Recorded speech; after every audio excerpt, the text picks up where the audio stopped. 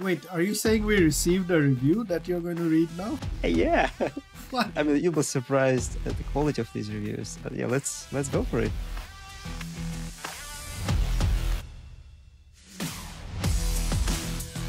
Hello and welcome to Metacast. And this is Ilya, your host. And with me is Arnab from sunny Vancouver, where it is crazy hot today. Yeah. I think temperature-wise, it's not that hot. It's like 22 degrees Celsius, but it feels like it's burning outside. And there's already some wildfire reports in BC and also. It's a crazy start to the summer. Today is only May 2nd. Yeah. I'm in Florida, right? So we are starting to get that crazy hot season. It's starting to get really, really hot. And hurricanes. Yeah, the hurricanes will come later. Actually, there was a tornado watch a few weeks ago. I was driving to Miami from where I live, just north of Fort Lauderdale. And I was approaching the Fort Lauderdale airport on the highway. And it was like actually blue skies. It was pretty nice. There was a sign that says Fort Lauderdale Airport closed. And then a couple of miles afterwards, it started to pour so much. I was driving maybe 30, 40 miles per hour, barely seeing anything. It was just incredible. I saw the news about that one, like the whole flood in the airport and all. Yeah, the airport just got flooded. I think it was closed for 2 days. And Fort Lauderdale is a pretty large airport. Not as big as Miami, but it has a few terminals. So, yeah, but speaking about crazy hot stuff, I saw this ad on the street the other day. I was driving the highway, and there is a woman in a suggestive pose.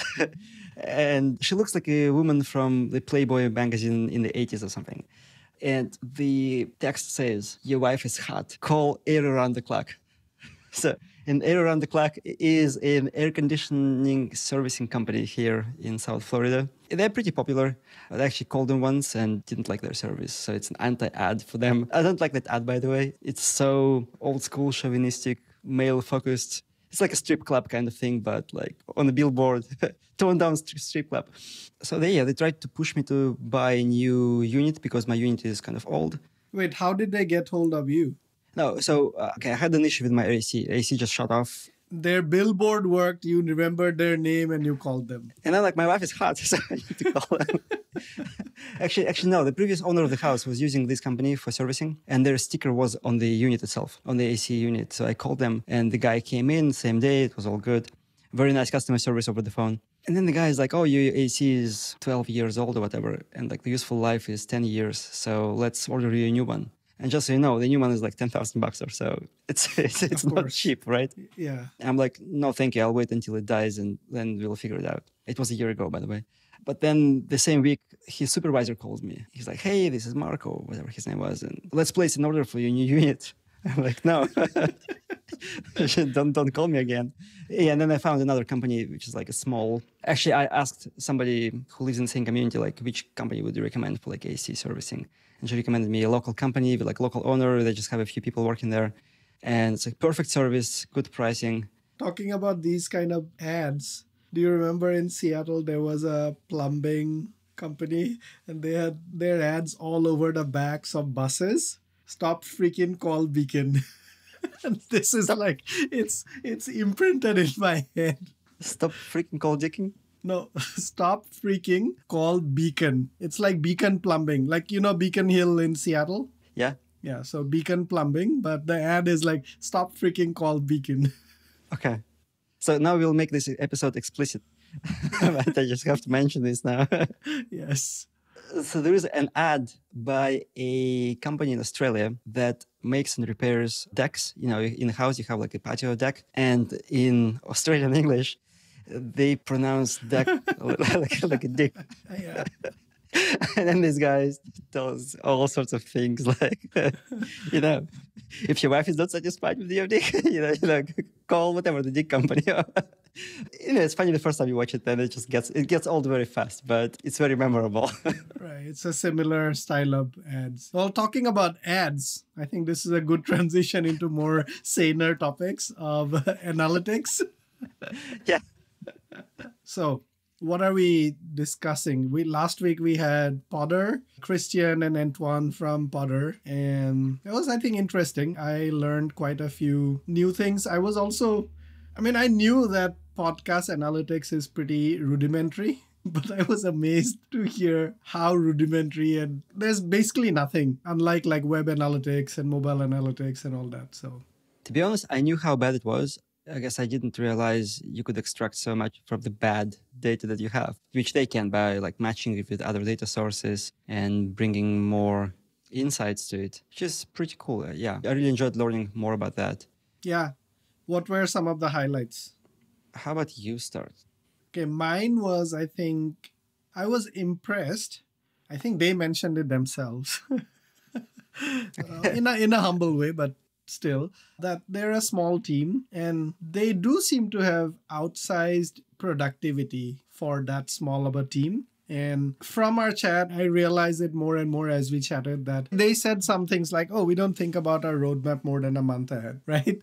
Or like we talk to customers and figure out what to do and then we do it, which is a very different way of thinking about products than what you tend to see in like bigger companies with longer roadmaps and visions and all that. But I think they do really live and breathe the mom test kind of philosophy, which Christian also talked about.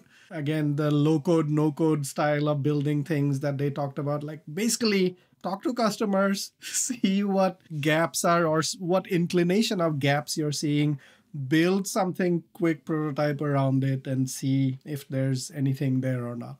Yeah, I think it's a great scrappy, lean startup mentality. Yeah. And to your point, in a big company, there will be like, this is our vision, and we'll just steamroll to that vision for the next 3 years, regardless of whether it still makes sense in a year or two or not. Right. I think in a bigger company, you do have more established pathway or where you're trying to go to. So some of those things like visions and tenets make sense, right? You have tenets and they guide your decisions. There's also more people and there's more disagreements about decisions, critical decisions. So these tenets and visions help you figure out, are we going towards that thing that we all agree we should go towards or not? In a smaller company, especially in this early stage, I think you don't really know what you're going for. So I like their approach. Yeah, absolutely. So one of my highlights from the conversation was when we discussed the different ways to promote the podcast and how to grow the audience. I think we got a couple of tips. One of those I'm actually going to use right now. So they suggested, but not only they, but also Annie and Angela from the Hearts in Taiwan podcast, is to read reviews that we receive. And that would, in theory, encourage people to leave more reviews. Wait, are you saying we received a review that you're going to read now? Yeah. What? I mean, you'll be surprised at the quality of these reviews. But yeah, let's go for it. So I'll first read the review from Apple Podcasts. So Apple Podcasts, but there is no name on the review. Okay. So whoever you are, it says it's a meta world. Wait, what country is it from? Must be the US because I'm logged into the US. Okay. Yeah, basically I just pulled up Apple Podcasts on my phone and I have a US App Store account. Yeah, it's like App Store or iTunes. So the title says it's a meta world. It's obviously 5 stars because all of our reviews so far are 5 stars. And it says, great concept and execution for the first few shows out of gate. Can't wait to see where you take it! ! So I don't know who this is, but I guess they meant first few episodes, not shows. And also they forgot the in front of the gate. So it must be non-native speaker then. So let's see, let's try to guess who of our friends this was. Non-native speaker who doesn't listen to podcasts that much. Wait, I'm going to come off as a very naive podcast creator now, but where the heck do I see this? Because I have no clue where to see it. You go to Apple Podcasts, you find Metacast. Yeah, so if you want to listen to our show, in case if you are listening to this, I don't know, on YouTube or somewhere, you go to whatever the podcasting app of your choice and you type Metacast, the podcast about podcasting. You scroll all the way down below the episodes. You have ratings and reviews. Interesting. It's below the episodes. Yes. So luckily we only have 20 so far or whatever, 18. I'm seeing 2. Oh, so this must be the Canada App Store, and I'm not seeing any reviews. Yeah, so weird. Are there any ratings? 2 ratings. 5 stars. So it's you and your wife? Well, I don't remember rating it myself, so it's probably 2 other people. You should also write a review. We'll read it next time. Yeah. Okay, so I'm done with our Apple podcast review. So let's go to YouTube. So on YouTube, I go to YouTube Studio and I can see all of the comments that people left. And the first one says, very informative, good start, Arnab. So must be your friend. It's submitted by somebody named HealthWatch. Okay. So I think that I know he's my friend. Yeah. Yeah. Okay. So then the other person says, Wait. Are you going to read all of our reviews in one episode and then have nothing for the next one? dude, we have 3 more left. And they're like a single sentence. Okay. But I just want to be done with this. Okay. So the next one says Meta Ilya and then a heart emoji submitted by Badma. Actually, I mentioned him in our last episode with Podder. It's the guy who sold his company to Yandex. So yeah, he's a friend of mine and he listened and left a comment. What does Badma mean? No, it's his name. Okay. Like Badma? Yeah, Badma. Is it a common Russian name? I've never heard this name before. It's not a Russian name. So we, in the Hearts in Taiwan episode, so if you haven't listened to this, I think it's episode 8 or 10. I think it's 10. We talked about my origins in the Buryatia region of Russia. So that's where he's from. I was a Russian native living there, but he was like a native there. I guess unlike many people living there, his parents didn't choose a Russian name for him. They chose the ethnically native name. But yeah, when he was here in the US, he visited me a couple of times, and I took him to a party of Wharton students. People called him Badman, like Batman, but like Badman. It was fun. Yeah. Okay, so then the next one comes from Marshall Alvaro, who also sent us a heart emoji and the word promo SM. Okay. I don't know why YouTube didn't filter this out as spam. I guess I'll downvote this. Man, you started so well with a heart emoji. And it turns out it's a spam.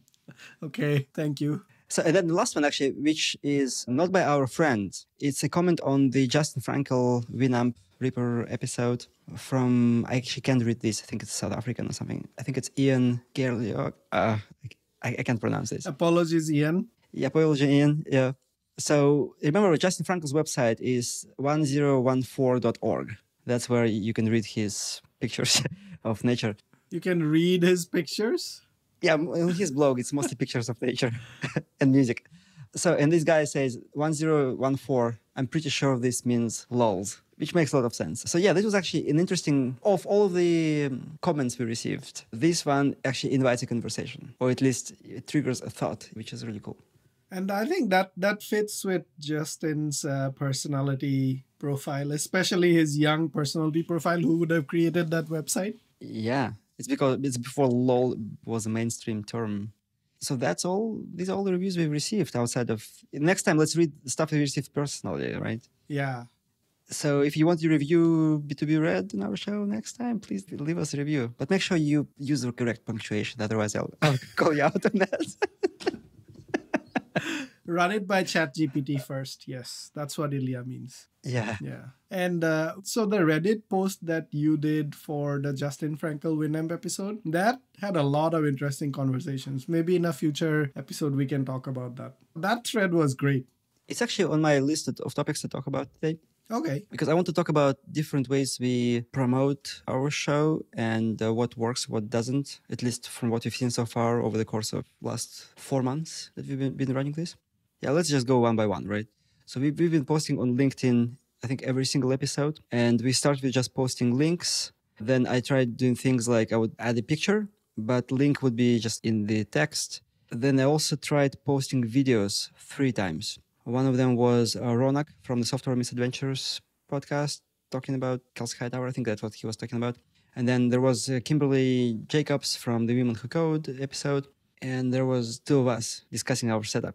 So those 3 videos got extremely low engagement. Very few impressions, like just a few hundred, compared to just pure text posts. Or like images. Or like images, yeah. So it sounds like LinkedIn deprioritized them in the feeds. Maybe people skip videos and maybe they don't watch them, even though they were all with subtitles. But whatever it was, based on our very limited sample, I just don't feel like spending more time on videos, at least for LinkedIn. Oh, so what worked really well is the episode about Winamp. I actually took a couple of things that I found myself interesting about Winamp itself, and I posted them as, like, even if they don't listen to the episode, they may still find this post interesting, insightful. And that post got over 20,000 impressions. And just for the record, I have just over 2,000 followers on LinkedIn. I mean, connections and followers who are not connections, which means that it went way beyond our networks, because you probably have about the same number. Wait, you're talking about Reddit post or No, I'm talking about LinkedIn post. LinkedIn post? Yeah. Yeah, LinkedIn got 20,000 impressions. Right. And I think it got over 200 likes. I never got more than like 20 on my LinkedIn posts. Well, I guess actually on LinkedIn, I think if you announce a new job, then those tend to get a lot of likes, because that's what LinkedIn is for. Yeah. And it's probably prioritized very highly too. Yeah. But also, like, what I found surprising, some people at work would say, like, they would mention something about my podcast, our podcast, I mean. But at the same time, I don't see them liking our posts, because I would usually like check who actually liked them. So I think there is a cohort of people who look at posts, but they don't like them, they don't leave any comments, but they read them. But I think when it comes to joke posting, so they want to congratulate you, and then they leave a reaction. So we need to make our podcast self-congratulatory, so people congratulate us on releasing it. So going next, Instagram. I mean, I started from zero. I quickly got maybe like 150 followers from my other account, mostly Russian-speaking folks. We did a few reels. Some of those reels got pretty decent number of views, like 3,000 or so. The other ones were more like in the 400 to 600 range, but no reactions really, no comments, except for friends. And it just feels like maybe Instagram is not the right place for us, or it is not yet. Our content feels a bit too niche for kind of the general Instagram audience. Because if you look at like reels that are popular, they either somebody is talking about whatever, like how they lost fat. I mean, like knowledge-based content, or some inspirational stuff, Or really funny stuff. or really funny stuff, or like really controversial stuff from like Joe Rogan or something, or what's his name, Jordan Peterson or Ben Shapiro. You live on the left coast. You may not know who they are. No, I know the names very well. I once actually watched like for a full hour of like Ben Shapiro's videos. I'm like, oh my God. Okay. I don't want to discuss them here. It's not this kind of podcast to discuss it. But yeah, in any case, so those get very popular. So Instagram, I think I'll just stop doing it for now. I don't have time for that. Yeah, I feel like Twitter has both. One is the lack of engagement, but also it doesn't get any views at all. Like you and I combined, I mean, it's nothing big, but we still have like 800 to 600 people or accounts following us. The impressions it gets is like double digit. It's crazy. It's like maybe because I disliked some of Elon Musk tweets or whatever. Did they report him? I made fun of him a few times. Maybe, I don't know. But anyway, my tweets seem to go like, sometimes I post something. I don't really care about these numbers, by the way, but Twitter, the app, does show you on your post very prominently like how many impressions it got and all. Something like 25 impressions. There's just no way that is possible. So, yeah. So, but now this leads me to, there's also Facebook, which I think we did a couple of times. And just fuck it. Yeah.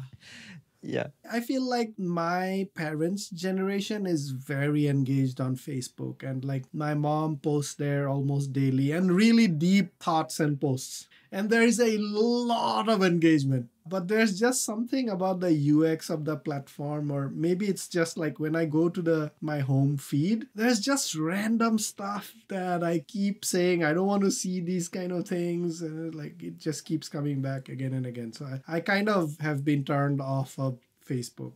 Yeah, there is actually a very good article that we will link from the show notes called The Enshittification of TikTok, which talks not about TikTok. It talks about Facebook, Instagram, YouTube, Amazon, and TikTok, obviously. It talks about all of these platforms. The thesis of the article is that platforms first bend backwards to do all they can to lure users and creators onto the platform. And once everybody is sort of tied, I wouldn't say locked in, but sort of locked in, then they start to extract value from it. And all of the value goes to the platforms. And then the platforms become kind of shitty. And you end up in a situation like you said, right?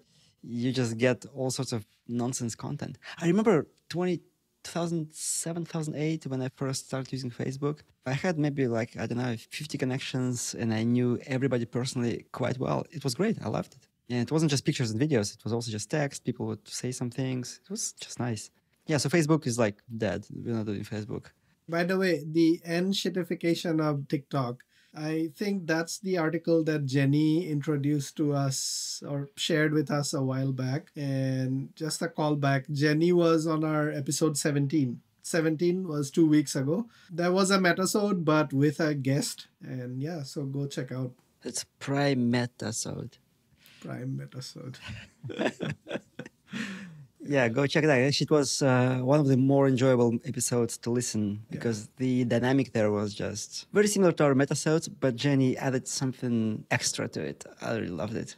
We are saying go listen to it, but we are recording this on May 2nd and that episode hasn't come out yet. It'll come out tomorrow. It will come out tomorrow and it's all actually fully scheduled. But anybody who's listening to it, it has already come out. Go check it out. Episode 17. It was fun. Yeah, 3 weeks ago. Okay, but that brings me to Reddit, which we had not used until I think a week ago or 2 weeks ago. So we posted an announcement of our episode with Justin Frankel, the creator of Reaper and Winamp on Reddit. You know, we were always concerned about Reddit because what if we just get whatever kicked out of banned or like downvoted for self-promotion? Reddit is, I think, the platform where self-promotion is boo-booed the most. Yeah, unlike like some other platforms start with an L. Platforms that be LinkedIn. Yeah. Where it's all about self-promotion. Reddit doesn't want self-promotion, right? Like it wants stories and stuff like that. And so Ilya, you and I, we discussed, should we post it or not post it? But I think in the end, you did a really good way of like bringing out some of the insights from it and then posting a full-ish article, a post in there, rather than like, hey, we did an interview, here's the link, go check it out. You mean foolish article? Full-ish. I think there is no good way to say what you want to say. Look at it glass half full. Yeah. Yeah. But yeah, I think that was great. So yeah, talk about that post. That was great. Yeah. So actually our process was because we were so sort of uneasy, we didn't want to be like booed. I typed that post in a Google Doc and then we Arnab gave some feedback, some suggestions. I think a couple of iterations later, we did it pretty quickly within an hour or so. So we had a pretty decent post, which I posted on the Reaper subreddit. And 14 days later, so it was 14 days ago, we got 153 upvotes, 100% upvote rate, which means nobody downvoted this. It has 100,000 views. Wow. It's like I've never had a post anywhere that I created that had like 100,000 views. And I earned, because like I never posted anything on Reaper before. My account is like 12 years old or something, but I never posted anything before. And I got 77 community karma out of this. I don't know what this means, but I guess supposedly the more the better. Yeah, and there are comments. I don't know how many. I guess visual count is maybe like 30. Yeah, and actually it is a very civil discussion. Some people say like, oh, this is awesome, I'll go listen. But the most important discussion is somebody made a point that Reaper is created by just two guys, and if something happens to them, or if they like don't want to do it anymore, what's gonna happen? What's gonna happen, right? There is no succession plan. Yeah, and then there is like a whole discussion on that, which even Justin participated in. So I loved it. And then you also posted on Winamp. I posted it on our music, which has like 32 million members or something like that. And I think this wasn't too bad either. So nothing like, I think the one that you got. This got 14,000 views, 80% upvote rate. So not bad. And 26 comments. Oh, cool. Yeah. I mean, I think of all the social networks, these two were the most engagement and like actual discussion, right? Like good discussion that I've found anywhere. Yeah. So was it on Reddit where somebody pointed out that you were using language incorrectly? Oh, yeah. So what I started with was, remember Winamp? It was pretty much the soundtrack to my teenage years, right? And so I think that was the first comment, but since then it is not the top comment anymore. It's like way lower. It got lots of downvotes, I think. Was, well, what does it mean? Pretty much the soundtrack to your teenage years. So I said, well, like you basically lived and breathed Winamp. So that's what I mean. And I think that person was like, well, that doesn't make any sense. It's weird to say that Windows Media Player was the soundtrack to my... Anyway. He said like software cannot be soundtrack. Yeah. Like soundtrack can only be music that's played through software. Oh, we don't know he, she, they. Yeah, he or she. Yeah, whatever. As I was reading this comment, I'm like, what an asshole you are. I'm like, why would you do this? If you don't like something, just keep going, do something else. It's like, why write this? It's toxic, in my opinion. It's not toxic. I mean, If he said something like, or she said something like, your language is technically incorrect, you should have said it differently. I would say it's still useless, but at least constructive. But that language that this person used, it's just like as if, whatever. I've been on social media long enough publicly to not take offense at crappy comments. yeah. But yeah, Reddit for the win. So we need to figure out how to do more of this. Because Justin Frankel, I think, we lucked out in a way because he's created software that's a really big deal in the industry. And also Winamp is like a big deal. But he himself is not very public. So if he had his own account, would constantly give interviews, our post wouldn't matter. But because he only gives interviews every now and then, every one interview is treasured. Especially about Reaper, because I think people remember him for Winamp, but Reaper is more niche. But very passionate community. Very passionate community, yes. Yeah. There was no single negative comment in that thread, which I found really surprising. So out of that thread, we got 250 plays on podcasting apps. Not all of them came from Reddit, but on average, we get less than 100. So for this one, we got 150 more. We get 90 to 100 or so on average. I would say the median is probably around 70. Okay. So yeah, it's probably 180 more. Right. And also on YouTube, which we usually get single digit views, we got 317. And we got 7 subscribers after watching this video, which is cool. So I want to talk about YouTube as well. So YouTube, it's a pain in the ass to produce. Not too much work, but it's just extra work. What I'm doing is I'm creating an audiogram in Descript. It just takes time to put the audiogram in, export, upload to YouTube, format text for YouTube. It's it takes a good hour or so. But the cool thing about YouTube is that it can be shared independently from which platform the person is using. It can be watched on the web. It can be watched on any kind of phone, Android, iPhone. So I keep doing YouTube. Because actually, when Jonathan Courtney did the reaction to our episode with him, episode 4, we got 334 views, which is not bad. That's because he shared the YouTube link. Yes, correct. But yeah, I think the Winamp episode was our second most listened to episode. The highest one still is our second episode with Brian McKellar, because he talked about that episode in his podcast, which, if I remember, it gets 50,000-60,000 views per episode. I think 30 to 40,000 per episode listens. Yeah, and we got 450 downloads from that, which is pretty sizable. So yeah, I guess that brings me to the next topic about promotion. We did not really have much success with people sharing, or I guess we did not have consistent success with people sharing our interviews with them. So Brian, Jonathan Courtney, they shared our content and it got pretty good engagement. Other folks, when they shared our content, we didn't get much, I guess, because they don't have the same following as the other two. And by the way, Women Who Code retweeted our tweet and we got 3 likes on that or something. Maybe just Twitter put it down, or our content is not interesting, or maybe their followers are not as engaged, because they have 300,000 followers. It's a lot. Yeah. Anyway, what I also think, it's cool to have folks like Brian McCullough or Jonathan Courtney who just tweeted to their audience, and then we got a lot of views from that, a lot of listens. It's also cool to have people who are famous like Justin Frankel, but are not sort of popular on social media, as in they're not on social media even. So people seek them out and they find our content instead of their content. I think that Reddit thread is good for search engines. I will not be surprised if you talk again next year, it will be 500,000 views. Yeah. Cool. That was a long segment about promotions, but I think it's an important one. It's good. And I keep talking, I don't know if I can say this, but we have an internal plugin at Google that shows you the percentage of time you talk in the Google Meet meeting. Okay. So I think the Games Podcast had this plugin.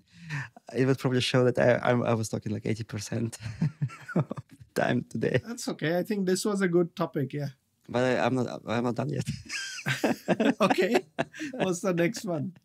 So next one, it comes as a sort of tangent from the last episode. You know how I've been saying, do not use AirPods for podcasts. And then last week I showed up on the recording wearing AirPods, and right now I'm also wearing my AirPods. So here's the trick. I use the AirPods as speakers, but I record using the microphone. And the reason why I like using AirPods is because they are small. Like my face pretty much looks like I don't wear anything at a certain angle, right? Unlike me, who looks like a bear right now, I guess, Like a bear. with my big headphones around me. Yeah. We had Blue Angels here last weekend, so you look like a fighter pilot. Oh, cool. Thank you. Really cool. Yeah, so I think it's okay to wear Bluetooth headphones as long as you use a separate mic for recording. And AirPods that probably have the lowest latency of any headphones if you use them with a Mac. Right. With a Mac. Yeah. Yeah, so AirPods are really cool. But I think to reiterate, don't use AirPods to record, because we had 2 guests so far who had AirPods, or just one. I think we had Kimberly and Jonathan Courtney. And Kimberly's audio was not that bad, but Jonathan's was really bad. Maybe she had like a Pro or something, and he didn't. Jonathan's was much worse. I don't know why. Plus, it's just like your voice is not focused on the microphones when you're wearing AirPods. Yeah. So the other thing is, I think it was during the Women Who Code recording that I noticed that I think they were muting themselves. And I think when you do like a Zoom meeting or Google Meet meeting in a corporate environment or any kind of environment, I guess muting yourself is a good Etiquette. right? But during the recording, you actually want to capture the reactions, like laughs and stuff. Right. So yeah, I feel like it's actually good to not mute during the recording. Yeah, unless you have excessive noise, which can be distracting. But if you like record in a normal environment, yeah, I would say just don't mute. Yeah. I very rarely mute myself on these recordings unless like my dog comes running or my kid is shouting or something. But on typical Zoom meetings, and I haven't had a multi-person Zoom meeting in a really, really long time now. But when I did, I would be pretty much on mute, except when I'm almost like push to talk kind of mechanism. So that's a good tip. Yeah, the feedback that you get, the laughs, the emotions, I think those are important for a podcast. Yeah.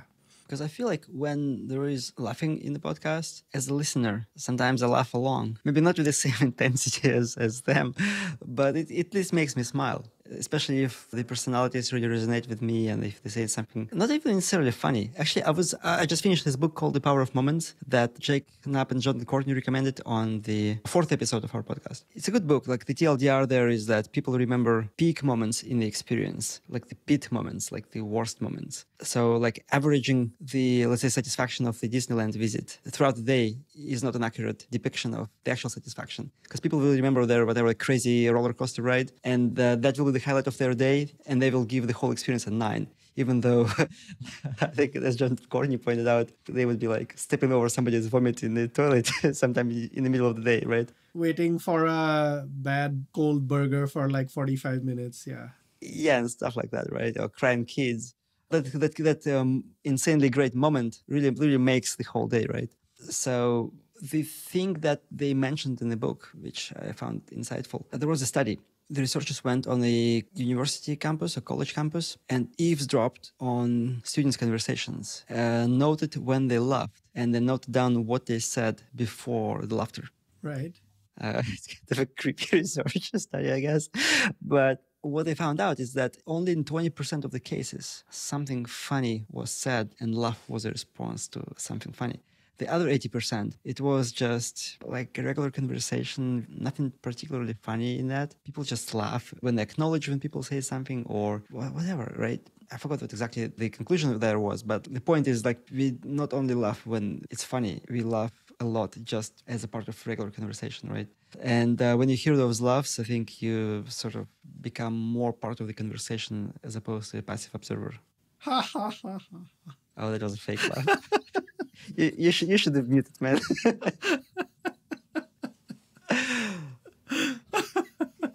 But see, that fake laugh made us laugh. So Yeah, that's true. Okay. cool. So I want to ask listeners, whoever is listening, if you can remember, tell us which episode made you laugh the most so far. And I'll ask you, Ilya, before I tell you which ones so far. Which made me laugh the most? Yeah. I think that's the episode with Jenny. Yeah. Yeah. I think so far the ones that have been released, I would say the Jake and Jonathan one. But I also have a hunch that the one with Jenny coming out tomorrow, or if you're listening to the actual episode, the one that came out 3 weeks ago. Yeah, that one. But I haven't heard the post-processed one, unlike you have, so that's why. Yeah, I listened to the post-processed one and I laughed a lot, especially the parts where she was giving us feedback, like those micro influencers begging for feedback. Yeah. Oh, that was just so good. Yeah, cool. Looking forward to it. Or I guess looking backward to it now. Yeah. So let's take an arc to something else. What's new in technology these days, man? What's new in technology? Well, except for like Chat GPT and Bird and everything else. You just got it. I said, let's take an arc. Oh, okay, okay. All right. Yeah. Tell me about Ark. Noah's Ark? Noah's Ark. So there are two animals of each kind on it. Yeah. It's going to save the world. Now, we've been playing with this new web browser called Arc by the browser company, which is a really cool browser. I'm still trying to get used to some of the shortcuts. Who introduced it to you, Ilya? I think this guy whose name is like Doorknob, but without the K or something. Without the D. door. Yeah. Yeah, without the D, yeah. Yeah. Who got you a beta invite? Same guy, I think. Okay, cool. So yeah, tell us more. Like, how did you discover Arc? I think I saw it somewhere on Reddit. I want to say Reddit, but might have been Twitter or Reddit. But I've been hearing about Arc for a while now, that everybody loves it and all that. And one day I was chatting with somebody and they said, oh, I use Arc and I love it. And that was the first time a person that I knew who was using Arc and endorsed it. I was like, okay, I gotta go get it. I signed up for the beta and waited, I want to say a couple of weeks, and then got an invite, got it. So till now, I had a pretty sophisticated browser setup. And you used what? You used Microsoft Edge, right? No, I'll tell you, you'll be surprised. Maybe even you will be surprised. I use, and I'm not kidding, I use Firefox, Chrome, Safari, and Edge. Oh, you actually use Edge? Yes. Do you have a Windows machine? No, Edge I used to use for ChatGPT, for the Bing chat mode on a Mac. So Microsoft released the ChatGPT chat mode on Bing only on the Edge browser. You can't interact with it anywhere else. So I used it for that. But there is a version of Edge for Mac? Yes, they released it because of the ChatGPT integration. Oh, that's smart. Okay. Yeah. But primarily, I would use Firefox for everything, like dev work and all our Google Docs and stuff like that. But there are some things, especially video meetings and all, that work really well in Chrome. So I would use Chrome for that. But I generally try not to use for Chrome for anything else because of all the data that is being sucked in by this massive company that employs you. And then I would use Safari for my personal stuff, like my bank and email and stuff like that. And guess which one is my default browser? Safari? Aha. My default browser is called Finicky. Okay? Okay.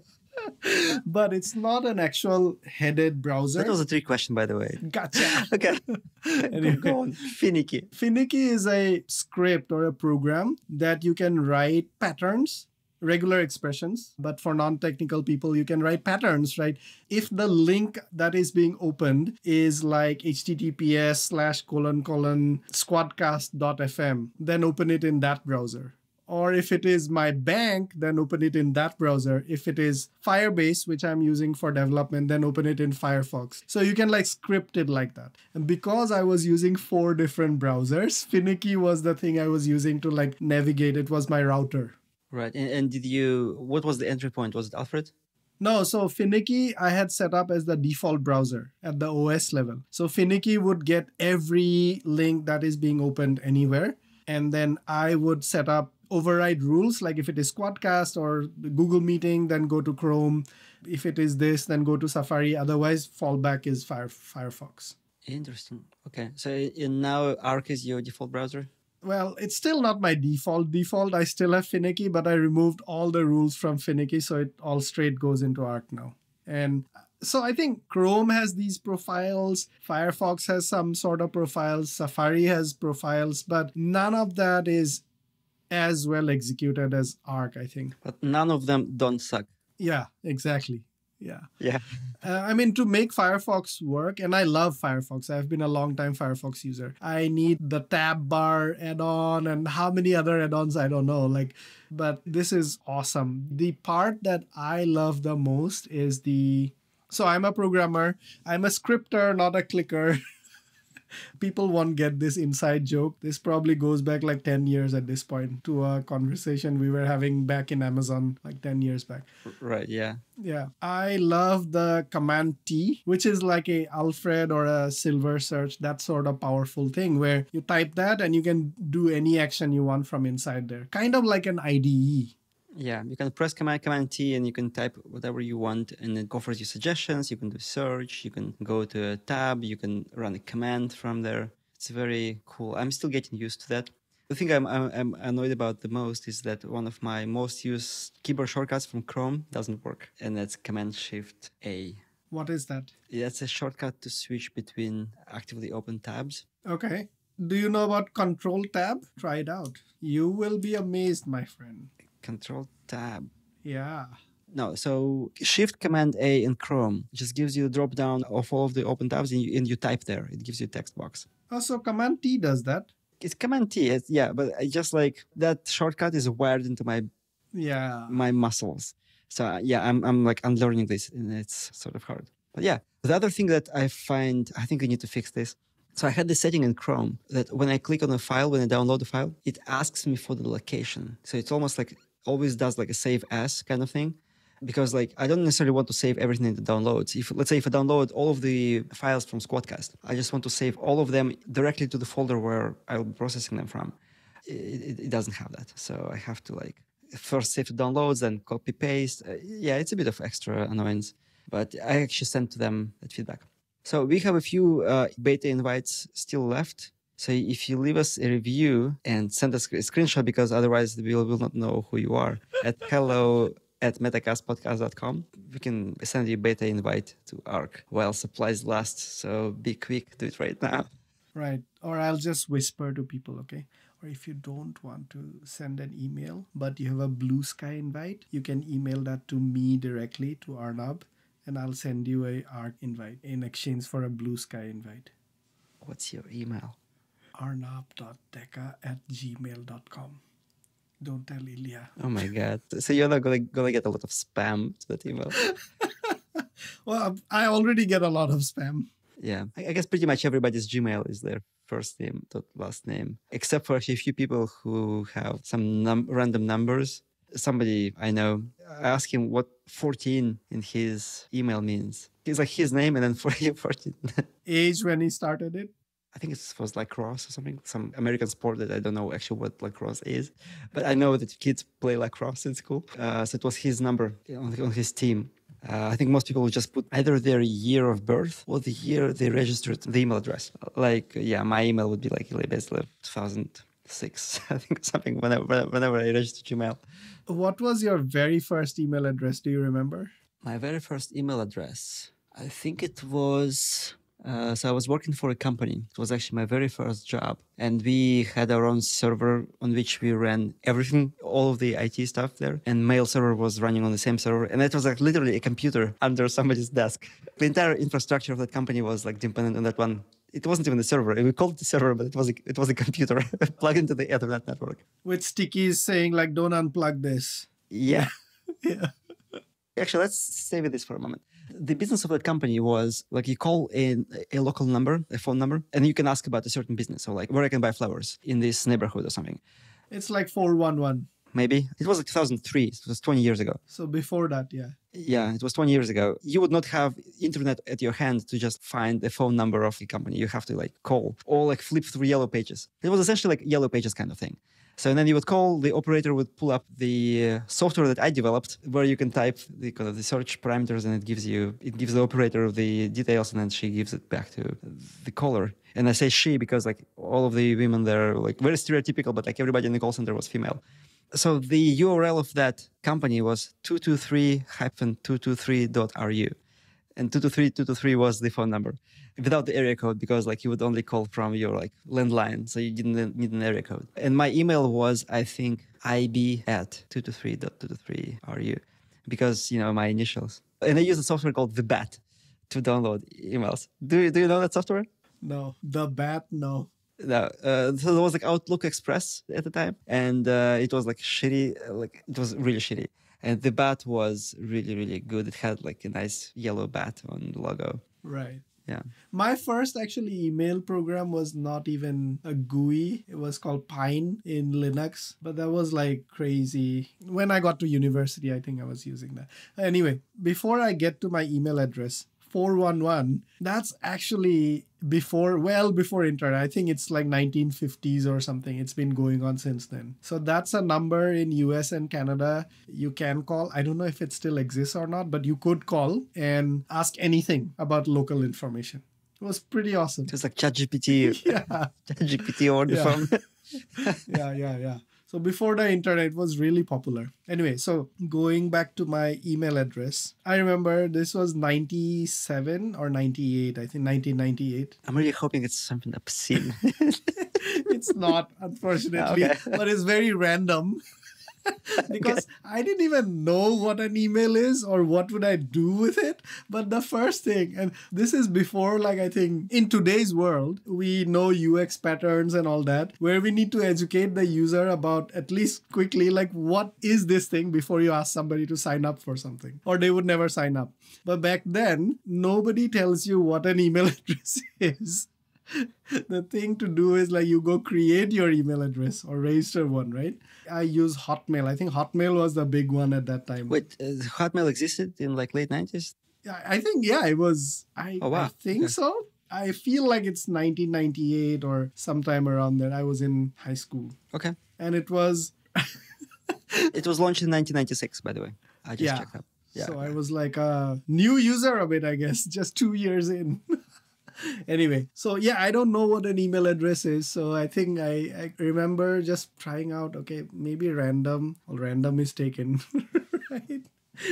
So I just like put in a lot of characters, random, and then like ARXII, XII because I was in the 12th grade at that time. So XII, AR for Arnab. It's just to fill up like, okay, I need to make something unique because I don't even know what this thing is, right? And then that, until about 2004 or so, when I moved to Gmail, that was my primary email address. Random ARXII at hotmail.com. I find it interesting you had email like in late 90s. I did not have an email at that time because I think the only email, I didn't know about Hotmail, but the only email I could get, I would have to pay my internet provider for some email. You didn't have Hotmail and all that was there, right? Free email. I didn't know about it. Maybe in Russia it was not popular or well known. Yeah. Anyway, so for those 6-7 years, anytime somebody asks, what's your email address? I would have this long conversation about what the heck it is, how to spell it, and why is it that. Random ARXII.